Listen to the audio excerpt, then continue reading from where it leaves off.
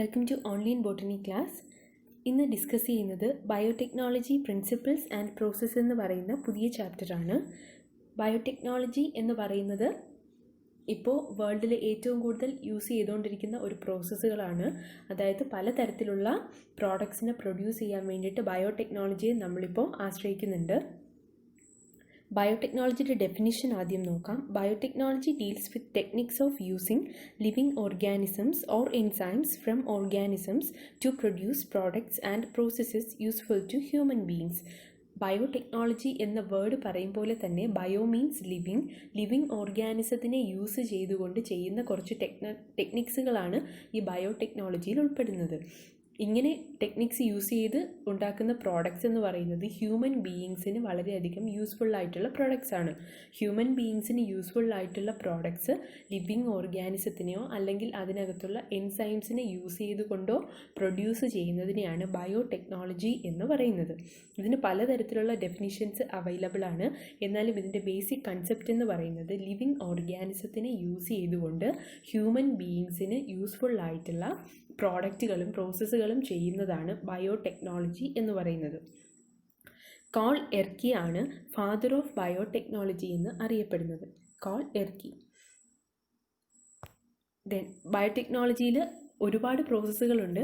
അതിന് കുറച്ച് എക്സാമ്പിളായിട്ട് നമുക്ക് അപ്ലൈ ചെയ്യുന്ന പ്രോസസ്സുകളാണ് ഇൻവിട്രോ ഫെർട്ടിലൈസേഷൻ വഴി ടെസ്റ്റ് ട്യൂബ് ബേബിയെ ഉണ്ടാക്കിയെടുക്കുന്നത്. പിന്നെ പുതിയ ജീൻ സിന്തസൈസ് ചെയ്ത്, അതായത് യൂസ് ചെയ്യാൻ പറ്റുന്ന പുതിയ ജീൻസിനെ സിന്തസൈസ് ചെയ്യുന്നത് റീകോമിനൻ്റ് DNA ടെക്നോളജി. ഇനി വാക്സിൻസ് പ്രൊഡ്യൂസ് ചെയ്യുന്നു, ഡിഫക്റ്റീവ് ജീനിനെ കറക്റ്റ് ചെയ്യുന്നു. അങ്ങനെ ഇതുപോലുള്ള പല പല പ്രോസസ്സുകൾ ബയോടെക്നോളജിക്കകത്ത് ഉൾപ്പെടുന്നുണ്ട്. ഇനി ബയോടെക്നോളജിക്ക്, അതായത് മോഡേൺ ബയോടെക്നോളജിക്ക് മെയിനായിട്ടും രണ്ട് പ്രോസസ്സുകളാണുള്ളത്: genetic engineering and maintenance of sterile condition. Genetic engineering എന്താണെന്ന് നോക്കാം. ജനറ്റിക് എഞ്ചിനീയറിംഗ് എന്ന് പറയുന്നത് ഒരു ഓർഗാനിസത്തിൻ്റെ ജനറ്റിക് മേക്കപ്പിനെ റീകൺസ്ട്രക്ട് ചെയ്യാൻ, അല്ലെങ്കിൽ ജനറ്റിക് മേക്കപ്പിനെ മാറ്റി ഒരു പുതിയ ഫീനോടൈപ്പ് അവിടെ കൊണ്ടുവരാനായിട്ട് ഹെൽപ്പ് ചെയ്യുന്ന പ്രോസസ്സാണ് ജനറ്റിക് എഞ്ചിനീയറിങ്ങിനകത്തുള്ളത്. Techniques to alter the chemistry of genetic material to introduce these into host organisms and thus change the phenotype of the host organisms. എക്സാമ്പിളായിട്ട് പറഞ്ഞാൽ, ഇപ്പോൾ പുതിയൊരു ക്യാരക്ടർ ഒരു ഹോസ്റ്റ് ഓർഗാനിസത്തിൻ്റെ അകത്ത് ഇൻട്രൊഡ്യൂസ് ചെയ്യണമെങ്കിൽ അതിന് പുറത്തുനിന്ന് ഒരു ജീനിനെ ഉപയോഗിച്ചുകൊണ്ട് നമുക്കിതിൻ്റെ ക്യാരക്ടറിനെ അൾട്ടർ ചെയ്യാം. അവിടുത്തെ ജനറ്റിക് മേക്കപ്പിനെ അൾട്ടർ ചെയ്താണ് നമ്മളിതിൻ്റെ ഫീനോടൈപ്പിനെ മാറ്റുന്നത്. അതാണ് ജനറ്റിക് എഞ്ചിനീയറിംഗ് കൊണ്ട് ഉദ്ദേശിക്കുന്നത്. അവിടെ ജനറ്റിക് മെറ്റീരിയൽസ് ആയ DNA-യോ RNA-യോ യൂസ് ചെയ്തുകൊണ്ട് നമുക്ക് ജനറ്റിക് എഞ്ചിനീയറിംഗ് ചെയ്യാം. ജനറ്റിക് എഞ്ചിനീയറിംഗിൽ മെയിനായിട്ട് യൂസ് ചെയ്യുന്ന ടെക്നിക്കാണ് റീകോമിനൻ്റ് DNA ടെക്നോളജി അഥവാ rDNA ടെക്നോളജി. ഇതാണ് ഇപ്പോൾ ഫസ്റ്റ് പ്രിൻസിപ്പിൾ എന്ന് പറയുന്നത്.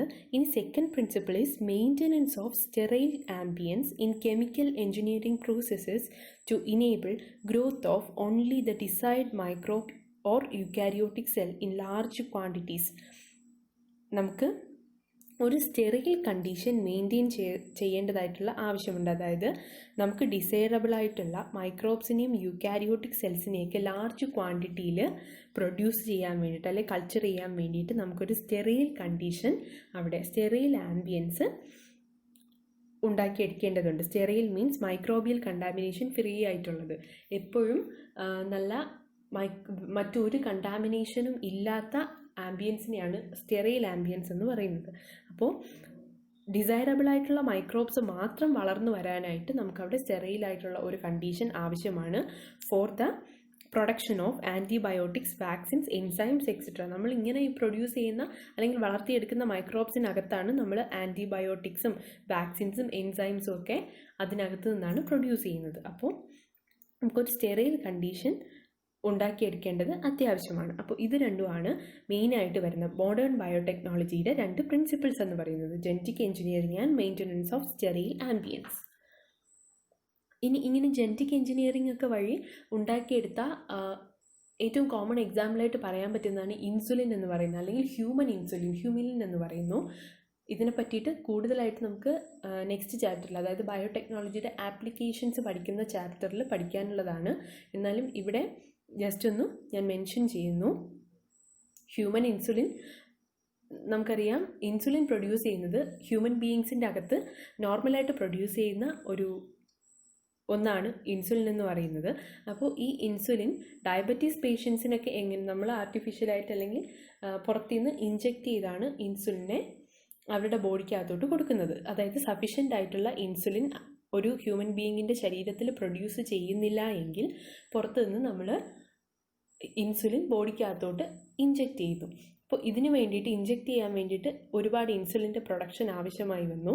അപ്പോൾ ഇൻസുലിൻ പ്രൊഡ്യൂസ് ചെയ്യുന്ന ഡിസൈറബിൾ ആയിട്ടുള്ള ജീനിനെ ഹ്യൂമൻ്റെ അകത്തു നിന്നും കളക്ട് ചെയ്തതിന് ശേഷം അല്ലെങ്കിൽ കുറച്ച് അതിന് ആവശ്യമുള്ള ജീനിനെ സെപ്പറേറ്റ് ചെയ്തതിന് ശേഷം ഈക്കോളൈ എന്ന് പറയുന്ന ഒരു ബാക്ടീരിയയുടെ ബോഡിക്കകത്തോട്ട് നമ്മളിത് ഇൻസേർട്ട് ചെയ്യുന്നു. ഇങ്ങനെ ഇൻസേർട്ട് ചെയ്യുമ്പോൾ ആ ഈക്കോളൈ പിന്നെ അവിടെ ഇൻസുലിൻ പ്രൊഡ്യൂസ് ചെയ്യാൻ ആരംഭിക്കുന്നു. ഇങ്ങനെ പ്രൊഡ്യൂസ് ചെയ്യുന്നത് ബാക്ടീരിയ എന്ന് പറയുന്നത് റാപ്പിഡ്ലി മൾട്ടിപ്ലൈ ചെയ്യുന്ന ഒരു ഓർഗാനിസമാണ്. പെട്ടെന്ന് തന്നെ ഒരുപാട് നമ്പേഴ്സായിട്ട് മൾട്ടിപ്ലൈ ചെയ്യാനായിട്ട് ബാക്ടീരിയയ്ക്ക് സാധിക്കുന്നു. അതുകൊണ്ട് തന്നെയാണ് ഈക്കോളൈ എന്ന് പറയുന്ന സ്യൂട്ടബിളായിട്ടുള്ള ബാക്ടീരിയ എടുത്തതും അത് മൾട്ടിപ്ലൈ ചെയ്യുന്നതിലൂടെ അതിൻ്റെ പ്രോജനീസിന് അല്ലെങ്കിൽ അടുത്ത ജനറേഷൻസിലെല്ലാം ഇങ്ങനെ ഇൻസുലിൻ പ്രൊഡ്യൂസ് ചെയ്യുന്നു. ഈ ജനറ്റിക് മെറ്റീരിയൽ ട്രാൻസ്ഫർ ആയിക്കൊണ്ടിരിക്കുന്നു. അങ്ങനെ അവിടെ ഇൻസുലിൻ പ്രൊഡ്യൂസ് ചെയ്യുന്നു. അതുകൊണ്ട് തന്നെ ഇൻസുലിൻ്റെ പ്രൊഡക്ഷൻ ലാർജ് സ്കെയിലിൽ നടത്താനായിട്ട് ഇത് ഹെൽപ്പ് ചെയ്തു. ഇത് ജസ്റ്റ് ഈ ജനറ്റിക് എഞ്ചിനീയറിംഗ് ഒക്കെ ചെയ്യുന്നത് കൊണ്ടുള്ള അല്ലെങ്കിൽ RDNA ടെക്നോളജിക്ക് കൊണ്ടുള്ള ഒരു ആപ്ലിക്കേഷനാണ് ഇവിടെ പറഞ്ഞത്.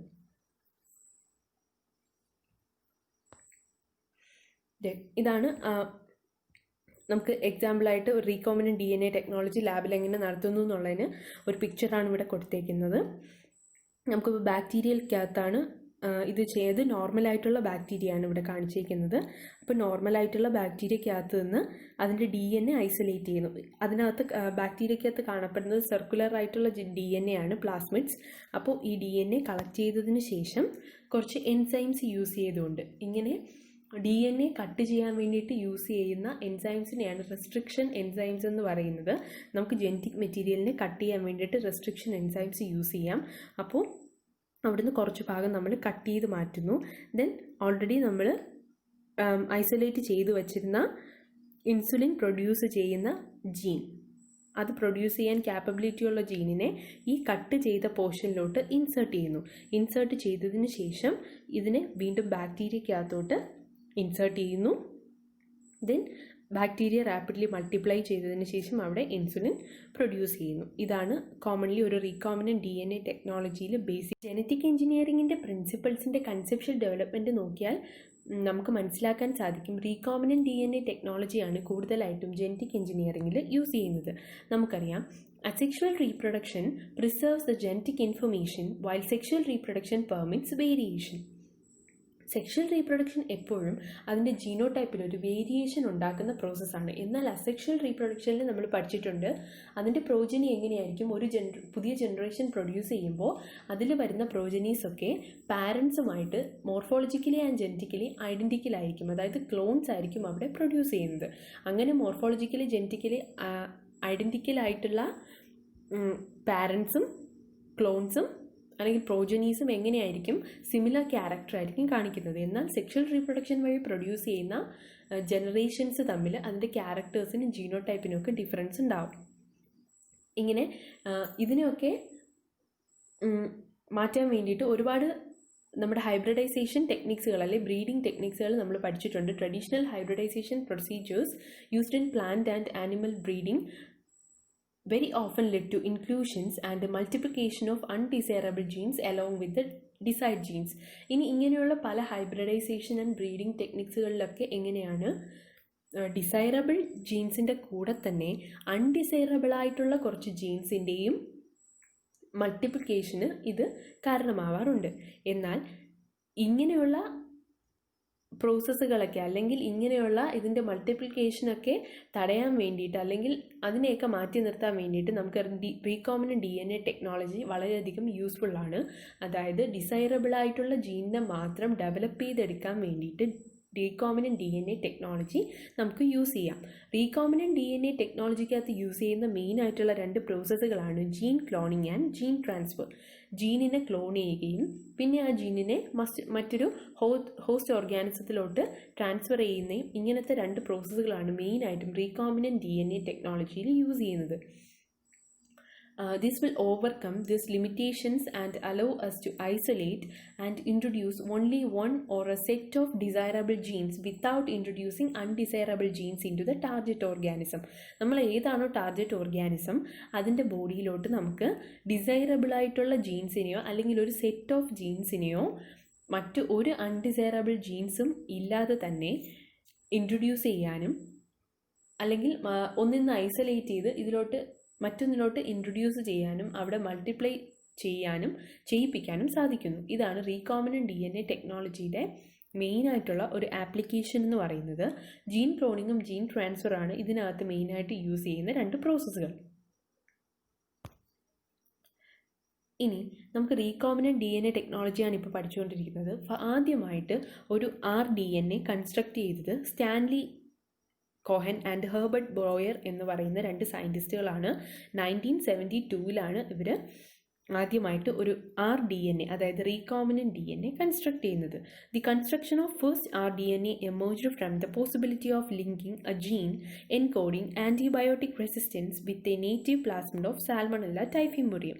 സാൽമണല്ല ടൈഫിമ്യൂറിയം എന്ന് പറയുന്ന പാത്തജനകത്ത് നിന്നും ആൻറ്റിബയോട്ടിക് റെസിസ്റ്റൻ്റ് ആയിട്ടുള്ള ജീനിനെ ഐസൊലേറ്റ് ചെയ്തതിനു ശേഷം ഇതിനെ മറ്റൊരു ഓർഗാനിസത്തിന് അതായത് എസ്കറീഷ്യ കൊളൈ എന്ന് പറയുന്ന ബാക്ടീരിയക്കകത്തോട്ട് ഇൻസെർട്ട് ചെയ്തിട്ടാണ് ഇവിടെ ആദ്യമായിട്ട് ഒരു RDNA കൺസ്ട്രക്ട് ചെയ്യാൻ വേണ്ടിയിട്ട് ഇവർ എക്സ്പെരിമെൻറ്റ് നടത്തിയത്. സാൽമണല്ല ടൈഫിമ്യൂരിയത്തിനകത്ത് ഉള്ള ആൻറ്റിബയോട്ടിക് റെസിസ്റ്റൻറ്റ് ജീനിനെയാണ് അങ്ങോട്ട് ഇത് ട്രാൻസ്ഫർ ചെയ്തത്. ഇതിന് DNA ടെക്നോളജിയുടെ അല്ലെങ്കിൽ റീകോമ്പിനൻറ്റ് DNA കൺസ്ട്രക്ട് ചെയ്യുന്നതിൻ്റെ പിക്ചറാണ് ഇവിടെ കൊടുത്തിരിക്കുന്നത്. ഇതാണ് നമുക്ക് ഡിസൈഡ് ജീൻ എടുക്കേണ്ട ഓർഗാനിസം എന്ന് പറയുന്നത്. അപ്പോൾ നമ്മളിവിടെ എക്സാമ്പിളായിട്ട് പറയുന്നത് സാൽമണല്ല ടൈഫിമ്യൂരിയവും എസ്കറീഷ്യ കൊളയുമാണ്. അപ്പോൾ നമുക്കിത് സാൽമണല്ല ടൈഫിമ്യൂരിയമായിട്ട് അസ്യൂം ചെയ്യാം. അപ്പോൾ ഇതിനകത്ത് നിന്ന് നമുക്ക് ഡിസൈറബിൾ ജീന് അടങ്ങിയിട്ടുള്ള DNA അല്ലെങ്കിൽ ജെനറ്റിക് മെറ്റീരിയലിനെ നമ്മൾ റിമൂവ് ചെയ്യുന്നു. DNA containing desired gene removed from the സെല്ലിൽ നിന്ന് നമ്മൾ റിമൂവ് ചെയ്തതിനു ശേഷം enzymes cut out desired gene. ഈ ജെനറ്റിക് മെറ്റീരിയലിൽ നിന്ന് നമുക്ക് ആവശ്യമുള്ള ജീനിൻ്റെ സീക്വൻസ്, അതായത് ഇപ്പോൾ ജെനറ്റിക് മെറ്റീരിയൽ DNAയിൽ തന്നെ ഒരുപാട് ക്യാരക്ടേഴ്സിൻ്റെ ജീൻസ് അടങ്ങിയിട്ടുണ്ടാവും. അപ്പോൾ ഈ ക്യാരക്ടറിനെ കോഡ് ചെയ്യുന്ന ജീനിൻ്റെ ഒരു പോർഷൻ മാത്രമാണ് നമുക്ക് ആവശ്യമുള്ളത്. അപ്പോൾ ആ പോർഷൻ മാത്രം കട്ട് ചെയ്യാൻ വേണ്ടിയിട്ട് നമുക്ക് കുറച്ച് എൻസൈംസ് യൂസ് ചെയ്യാം. അതിനെയാണ് റെസ്ട്രിക്ഷൻ എൻസൈംസ് എന്ന് പറയുന്നത്. ഇതിൻ്റെ മറ്റൊരു പേരാണ് മോളിക്കുലാർ സിസേഴ്സ്. നമ്മളിങ്ങനെയുള്ള മോളിക്യൂൾസിനെ കട്ട് ചെയ്യാൻ വേണ്ടിയിട്ട് യൂസ് ചെയ്യുന്ന സിസേഴ്സ് ആണ് മോളിക്കുലാർ സിസേഴ്സ്. റെസ്ട്രിക്ഷൻ എൻസൈംസ് എന്നാണ് ഇതിൻ്റെ മറ്റൊരു നെയിം. ദെൻ ഇവിടെ അതുപോലെ തന്നെ നമുക്ക് ഏത് ഹോസ്റ്റാണോ ഉപയോഗിക്കേണ്ടത് ആ ഹോസ്റ്റിൻ്റെ പിക്ചറും കൊടുത്തിട്ടുണ്ട്. ഇതിൽ നിന്ന് DNA വെക്ടറിനെ നമുക്ക് എടുക്കാം. ഇവിടെ DNA വെക്ടറായിട്ട് യൂസ് ചെയ്യുന്നത് ഈക്കോളയ്ക്കകത്തുള്ള പ്ലാസ്മിഡാണ്. പ്ലാസ്മിഡ് എന്ന് പറയുന്നത് ഓട്ടോണോമസ്ലി replicating circular extra chromosomal DNA ആണ് പ്ലാസ്മിഡ് എന്ന് പറയുന്നത്. ബാക്ടീരിയയിലാണ് കൂടുതലായിട്ട് ഇത് കാണപ്പെടുന്നത്. ബാക്ടീരിയക്കകത്തുള്ള ജെനറ്റിക് മെറ്റീരിയൽ കൂടാതെ തന്നെ ഉള്ള ഓട്ടോണോമസ്ലി ആയിട്ട്, അതായത് സ്വന്തമായിട്ട് റെപ്ലിക്കേറ്റ് ചെയ്യാൻ കഴിവുള്ള സർക്കുലർ ആയിട്ടുള്ള എക്സ്ട്രാ ക്രോമസോമൽ DNA ആണ് പ്ലാസ്മിഡ്സ് എന്ന് പറയുന്നത്. പ്ലാസ്മിഡ്സിനെ വെക്ടേഴ്സ് ആയിട്ട് യൂസ് ചെയ്യാറുണ്ട്. അതായത് സ്യൂട്ടബിൾ ആയിട്ടുള്ള ജെനറ്റിക് മെറ്റീരിയൽ ഇങ്ങനെയുള്ള RDNA ടെക്നോളജീസിലൊക്കെ RDNA പ്രോസസ്സുകളിൽ ഡിസൈറബിൾ ആയിട്ടുള്ള ജീൻസിനെ ട്രാൻസ്പോർട്ട് ചെയ്യാനായിട്ട് ഒരു വെക്ടറായിട്ട് യൂസ് ചെയ്യുന്നതാണ് ഈ പ്ലാസ്മിഡ്സ് എന്ന് പറയുന്നത്. അപ്പോൾ പ്ലാസ്മിഡ്സിനെയും നമുക്ക് കട്ട് ചെയ്യാം. കാരണം ഇവിടെ നമുക്ക് ഈ ജീനിനെ ഇൻസേർട്ട് ചെയ്യാനുള്ളതാണ്. അതുകൊണ്ട് തന്നെ ഈ ജീനിൻ്റെ അതേ ഇതിൽ വെച്ചിട്ട് നമുക്ക് ഇവിടെ കട്ട് ചെയ്യാം. അതും റെസ്ട്രിക്ഷൻ എൻസൈംസ് യൂസ് ചെയ്താണ് കട്ട് ചെയ്യുന്നത്. ദെൻ ഇവിടെ കട്ട് ചെയ്ത് നമ്മൾ സെലക്ട് ചെയ്ത് വെച്ചേക്കുന്ന അല്ലെങ്കിൽ ഐസൊലേറ്റ് ചെയ്ത് വെച്ചേക്കുന്ന ജീനിനെ ഇങ്ങോട്ട് ഈ വെക്ടറിലോട്ട് നമുക്ക് ഇൻസേർട്ട് ചെയ്യാം. ഇവിടെ ഈ വെക്ടറിലോട്ട് ഈ ജീനിനെ അറ്റാച്ച് ചെയ്യാൻ വേണ്ടിയിട്ട് ഇവിടെ യൂസ് ചെയ്യുന്നത് മോളിക്കുലർ ഗ്ലൂ എന്ന് പറയുന്ന അല്ലെങ്കിൽ ലിഗേസസ് എന്ന് പറയുന്ന എൻസൈമിനെയാണ് നമുക്ക് ഇവിടെ ഇതിനായിട്ട് യൂസ് ചെയ്യുന്നത്. ദെൻ ഇങ്ങനെ ഇൻസേർട്ട് ചെയ്തതിന് ശേഷം ഈ പ്ലാസ്മിഡ്സിനെ എഗെയിൻ നമ്മൾ എന്ത് ചെയ്യുന്നു, അല്ലെങ്കിൽ നമ്മൾ സെലക്ട് ചെയ്ത ആ സ്യൂട്ടബിൾ ഓർഗാനിസത്തിനകത്തോട്ട് ഇതിനെ ഇൻസേർട്ട് ചെയ്യുന്നു. അതിനുശേഷം bacteria reproduce creating a large number of bacteria with the new characteristics. ഇങ്ങനെ നമ്മൾ ചെയ്തതിന് ശേഷം ഈ ഹോസ്റ്റ് ഓർഗാനിസം ഇവിടെ ബാക്ടീരിയയാണ് സെലക്ട് ചെയ്തത്. അപ്പോൾ ബാക്ടീരിയ എന്ത് ചെയ്യുന്നു, റാപ്പിഡ്ലി മൾട്ടിപ്ലൈ ചെയ്ത് ഒരുപാട് ഈ പുതിയ ക്യാരക്ടറിസ്റ്റിക്സ് ഉള്ള മൾട്ടിപ്പിൾ കോപ്പീസിനെ ഫോം ചെയ്യുന്നു. അപ്പോൾ നമുക്ക് ഒന്നുകൂടെ ഇത് കറക്റ്റായിട്ട് നോക്കാം. നമുക്ക് ആവശ്യമുള്ള DNA containing desired genes removed from the cell, then enzymes cut out desired genes. ആ എൻസൈംസിനെയാണ് റെസ്ട്രിക്ഷൻ എൻസൈംസ് എന്ന് പറയുന്നത്. ഇവിടെ നമുക്ക് DNA vector taken from the bacterium, ഇവിടെ വെക്റ്റർ ആയിട്ടുള്ള പ്ലാസ്മിഡ്സിനെ സെലക്ട് ചെയ്യുന്നു. ദെൻ പ്ലാസ്മിഡ്സിനെയും റെസ്ട്രിക്ഷൻ എൻസൈംസ് യൂസ് ചെയ്തിട്ട് കട്ട് ചെയ്യുന്നു. Then enzymes insert gene into DNA vector. ഇതിനെ വീണ്ടും എങ്ങോട്ട് ഇൻട്രൊഡ്യൂസ് ചെയ്യുന്നു, പുതിയ ഹോസ്റ്റ് ഓർഗാനിസത്തിനകത്തോട്ട് ഇൻട്രൊഡ്യൂസ് ചെയ്യുന്നു. Then bacteria reproduce creating a large number of bacteria within the new characteristics. പുതിയ മൾട്ടിപ്പിൾ കോപ്പീസായിട്ട് പുതിയ ക്യാരക്ടറുള്ള ബാക്ടീരിയയെ ഈ പാരന്റ് ബാക്ടീരിയ പ്രൊഡ്യൂസ് ചെയ്യുന്നു. ഇതാണ് ഇപ്പോൾ റീകോംബിനന്റ് DNA ടെക്നോളജിക്കകത്ത് വരുന്ന പ്രോസസ്സുകൾ എന്ന് പറയുന്നത്. ഇതിനകത്ത് വരുന്ന റെസ്ട്രിക്ഷൻ എൻസൈംസും അതുപോലെ തന്നെ ലിഗേസും ഇതിൻ്റെ പിന്നെ മറ്റ് ചില ടൂൾസും ഒക്കെ ഇത് ഈ ചാപ്റ്ററിൽ തന്നെ ഡീറ്റെയിൽ ആയിട്ട് പഠിക്കാനുണ്ട്. ഇനി ഇങ്ങനെ പ്രൊഡ്യൂസ് ചെയ്യുന്ന ഓർഗാനിസത്തിന്, അതായത് ജെനറ്റിക്കലി മോഡിഫൈ ചെയ്യുന്ന ഓർഗാനിസത്തിന് വരേണ്ട മെയിനായിട്ടുള്ള 3 സ്റ്റെപ്സാണ് ഇവിടെ പറയുന്നത്. ജെനറ്റിക്കലി ഒരു ഓർഗാനിസത്തിനെ മോഡിഫൈ ചെയ്യണമെങ്കിൽ എന്തൊക്കെ സ്റ്റെപ്പുകളാണ് മെയിനായിട്ട് യൂസ് ചെയ്യേണ്ടതെന്ന്, അതായത് identification of DNA with desirable genes, introduction of the identified DNA into the host, maintenance of introduced DNA in the host and transfer of DNA to its progeny. ആദ്യം നമുക്ക് desirable ആയിട്ടുള്ള DNA identify ചെയ്യണം. മുൻപ് ആ പിക്ചറിൽ കണ്ടതുപോലെ തന്നെ നമുക്ക് ഏത് ജീനാണോ ആവശ്യമുള്ളത് ആ ജീൻസുള്ള DNA ഐഡൻറ്റിഫൈ ചെയ്യുക. ദെൻ DNA ഹോസ്റ്റിനകത്തോട്ട് ഇൻട്രൊഡ്യൂസ് ചെയ്യുക. പല പ്രോസസ്സുകൾ കഴിഞ്ഞതിന് ശേഷമാണ് മെയിനായിട്ട് ഉള്ള പ്രോസസ്സുകളാണ് ഇവിടെ 3 പറയുന്നത്. അപ്പോൾ ഈ DNA നമുക്ക് ഇൻട്രൊഡ്യൂസ് ചെയ്യാം. Then maintenance of introduced DNA in the host and transfer to the DNA to its progeny. ഇതിനകത്ത് തന്നെ ആദ്യം നമ്മൾ കൊടുത്ത ഹോസ്റ്റിനകത്ത് ഇതിനെ മെയിൻറ്റെയിൻ ചെയ്യുന്നു. ദെൻ ഇത് പ്രോജനിയിലോട്ട് ട്രാൻസ്ഫർ ചെയ്യുന്നു. ഇത്രയാണ് അപ്പോൾ റീകോംബിനന്റ് DNA ടെക്നോളജിക്കകത്ത് വരുന്ന പ്രോസസ്സുകളും അതിൻ്റെ ക്യാരക്ടറിസ്റ്റിക്സ് എന്ന് പറയുന്നത്. അപ്പോൾ നമുക്കിനി നോക്കാനുള്ളത് മെയിനായിട്ടും റീകോംബിനന്റ് DNA ടെക്നോളജിക്ക് യൂസ് ചെയ്യുന്ന ടൂൾസ്, അതിൻ്റെ പ്രോസസ്സുകൾ, പിന്നെ അതിൻ്റെ മറ്റു പല ക്യാരക്ടറിസ്റ്റിക്സ്. എത്രയാണ് നമുക്ക് ഈ ചാപ്റ്ററിൽ മെയിനായിട്ട് പഠിക്കാനുള്ളത്. Thank you.